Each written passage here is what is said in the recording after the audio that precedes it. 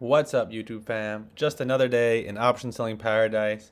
In this video, we are going to discuss what is better, cash secured puts versus covered calls, and which one you should do, which option selling strategy makes the most sense to you. Now, I was watching a video today from a option seller on YouTube. I'm not going to say his name, but he was talking about strangles, and it's funny because he was describing exactly the position and strategy I've been running on TQQQ. So if you look at my open positions, you'll see I have a deep in the money leap 2 years out, right? You will see that I have a covered call that I'm selling against that leap. And then you will see that I also have a cash secured put. Now they aren't the same date, but it's just funny that, I'm not going to say whether he saw my videos or not, but it is funny how he was describing this strategy.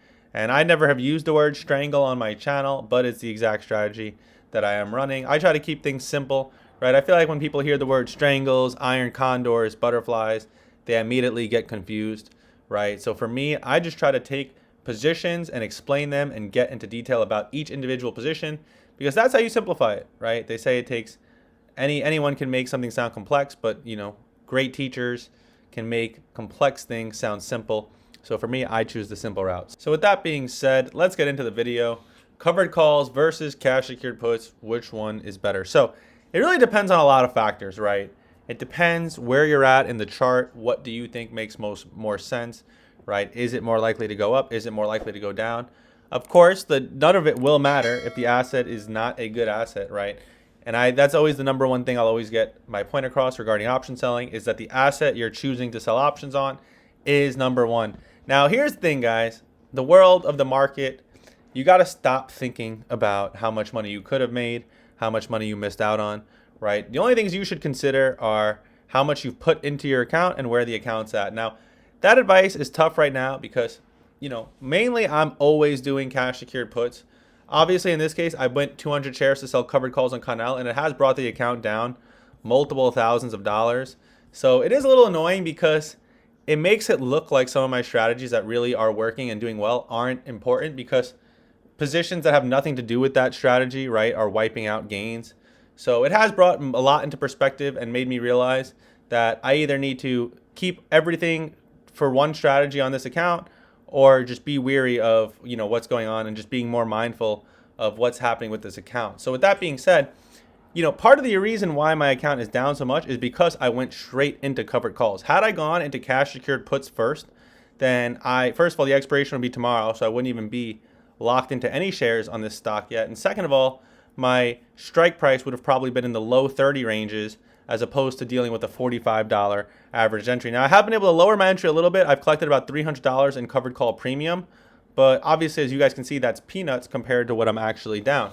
So, to give you the short answer, right, and this is just one scenario, I basically always like doing cash secured puts first. So notice how TSLL, I'm in cash secured puts. NVDL, cash secured puts. TQQQ, I'm running a little bit of a strangle with a poor man's covered call. But, when you look at a chart like this, right, like looking at this Bitcoin chart, obviously, to me, it looks like it's clearly breaking out. Now, if you were to sell cash secured puts, what you would do is you would pick, and obviously Bitcoin isn't the actual chart, it would be IBIT, right? So what you would do is you would pick a strike. Ultimately, let's go and look at IBIT. Right, and there's a reason why I'm showing all this, right? I don't want you guys to think I'm just doing this for nothing or avoiding the topic or blabbering, right? But let's say we pick the $54 strike, right? What we're going to do when we sell that cash secured put, so let's go right there, is we're going to be putting our 5,400 up for collateral to make $50, and ultimately, as long as it doesn't expire below 54, then we will just collect the $40. Now, when it comes to selling a covered call, right, the difference is you're going to take on the shares first. So you're going to buy 100 shares at 55.96, and now you're going to do the opposite. So again, you're just going to collect this premium, and as long as it doesn't get above that number, you won't have to sell. So the risks and rewards, right, are when you sell covered calls first, assuming it dumps, yes, you will collect this $40 premium, but you're going to lose a lot more than if you were to sell a put, right? Because think about it. Now your entry wouldn't be till 54. You're still going to collect the same amount in premium, but instead of losing all of those capital gains from 56 to 54, you're just going to ride it down and then enter at 54. So a lot of times selling puts, and notice that if you look at our white line, yes, it's not below a low, but it's close. A lot of times with selling puts, you can get it where your entry would be where a lot of people's stop losses is, right? Which is great because that's where you want to be entering a lot of the time. So with selling covered calls now on the flip side, assuming it did go up and we sold the call for 58, now we're gaining 200 plus 50. So you do have the opportunity to make a lot more on a covered call, right? Because think about it. As long as it expires below 58, you will get premium, right? And you'll get all of this capital gain from this into this. So, it's important to consider, right? With covered calls, if you're very bullish, then yes, hypothetically, covered calls will be more profitable than cash secured puts. But cash secured puts give you the ability to get a great entry. So again, with Connell, yes, I went straight into covered calls, but had it gone up, I would have been happy I did this. But since it didn't, I'm in a position that I don't want to be in, where cash secured puts would have protected me much, much more and been a lot safer. So let's look at TSLL, right? Here's another great example of a position we are in, right? So at this moment, when I first took this position, I was more convinced it was bottoming out. Now it looks like it could be coming back down. But I'm going to let it ride because we've already gone down so much on Tesla, and this isn't such a big position for me. But in this moment, right, as long as TSLL expires above 19 next Friday, then I will just collect this premium. Now, to be honest, based on what I'm seeing, I'm not 100% sure it will. We'll see how next week starts, right? If next week it immediately takes out these highs, then you can almost guarantee these puts will expire worthless. But if it comes down, then who knows, right? It can come all the way down here, maybe even lower. But the point being, instead of buying at 1990, right? So from here, so I bought 200 shares, right? I sold cash secured puts on 200 shares. So think about it like this. From where it is now to my strike, I would have lost 200. So I'm already saving myself $200. And that's not to mention that if I really need to, I could actually roll even lower, right? So let's say we can go 1850. So we can actually lower our entry another 50 cents while still collecting credit. Because we can go even lower, but then it becomes a debit. So we would lose money instead of gaining money, which is also something that makes it very interesting when it comes to cash secured puts. Because if it becomes very bearish, then you want to be able to roll as low as possible. Because think about it, instead of entering at 19 and I enter at 1850, that's $100 that I'm saving myself on top of the credit, right? So yes, you're only going to collect the 22 credit. Now it would be the difference, right? So you have 64, now you're collecting 75 times by 2, 22. So you're only collecting the 22 if you actually wait until it expires, right? But if it expires in the money, now you saved yourself 100 on top of the 22. And if it expires out of the money, then you just protected yourself in more ways. So that, again, is why I like cash secured puts to start. Now, assuming it did just fly up, then, yeah, you would have rather been in covered calls. So that's why there's no right answer or wrong answer, because, yes, when you sell a call, you are going against the call, right? You're fading the call. But since you have the shares, you are gaining the capital gains. When you sell a put, yes, you are fading the put, right? You are betting on the put to lose. But since you don't have the shares, you're getting a better entry if it's a stock you actually want to hold. So the name of the game really is wheeling, right? You're going to make the most possible money when you sell options and when you wheel. And of course, if you have covered calls and it's flying up, rolling higher so that you don't have to lose your shares, right? These are like the little tips and tricks. I'll give you guys an example. I usually almost never roll the day before expiration, but today, after this huge dump happened, I rolled. Why? Because my covered call was worth less, so I knew I'd be able to roll higher. So before that dump, I wasn't even able to roll out of the money. So after I saw that huge red candle, I was like, yes, I do like to wait, but now seems like a great time to roll because the covered call I was in became more profitable, so rolling was easy, right? The better your position is doing, the easier it is to roll.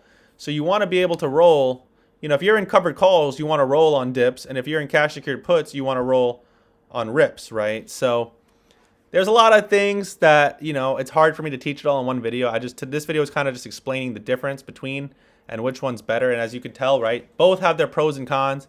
Ultimately, I would almost always recommend starting with cash secured puts because you're either going to just collect premium or you're going to get a better entry, right? Like think about it again with Connell. Had I just went into cash secured puts first instead of covered calls, I would be down a lot less than I am down now. Of course, I got cocky, I got bullish, and I really thought it was going to fly.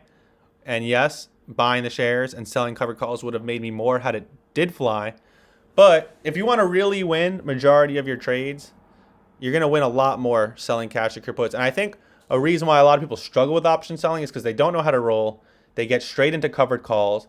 They do it on assets that are bullish. So then the stock's going up. They're realizing they would have been better off just holding the shares. And yeah, if you don't know how to roll and you get straight into covered calls on extremely bullish stocks, you're going to get very beat up. Go on Twitter today and look up threads about people who were selling covered calls on HIMS, and you'll see how much people are down. Now, again, there's a lot of, ways to sell options correctly, and I don't think anyone's going to be able to just do it overnight. But a good start is watching a channel like mine where I'm going over plays every day, explaining my strategies every day, showing you my account every day. And that consistency over months will, you'll start to understand how to roll, how to sell a put, how to sell a call, how to do it the right time and the wrong time. Because yes, selling options isn't for people who are trying to time the market, right? It's for people who want to spend more time in the market. But there are right times and wrong times to roll positions and get involved in positions. And by no means have I been perfect, but like I said, something like today where I waited for it to dump to then roll my covered call into next week as opposed to rolling it, when the market was at a top. It's just that's how you're going to get the best value, and that's how you're going to make the most out of your money. So another position we're in, NVDL, right? Expiration tomorrow, assuming it stays above 63.50, right? Let's show it off. Assuming it stays above 63.50, which is right here by tomorrow, we will collect the full 110. And of course, if it comes below, then we're getting this entry on 100 shares. It's saving us over $200, right? So it's like you're either saving yourself hundreds or you're just going to make 100. Now, obviously, this is just for one contract, but you get the gist of it.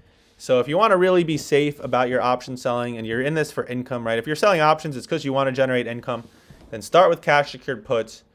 And you know what? Listen, if you keep getting in cash secured puts where it keeps going up and you're like, I really wish I had the shares, then yeah, do what I did. But think about how much it's affected me and how, of course, the way the universe works, right, is like you always get punished for trying to look for a shortcut. So it's like I won 4 trades in a row with cash secured puts. So I said, what, this time I'm just going to buy the shares.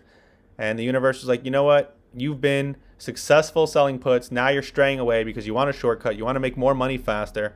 And boom, this is what happened. So I hope you've been able to learn a lot from this video. I hope you understand the difference a little bit better. I hope that this content is helping you in your option selling. And I hope to see you in the next video. Make sure to comment. Make sure to subscribe. Show me some love. Show me some thoughts. And again, I will see you guys tomorrow in the next one.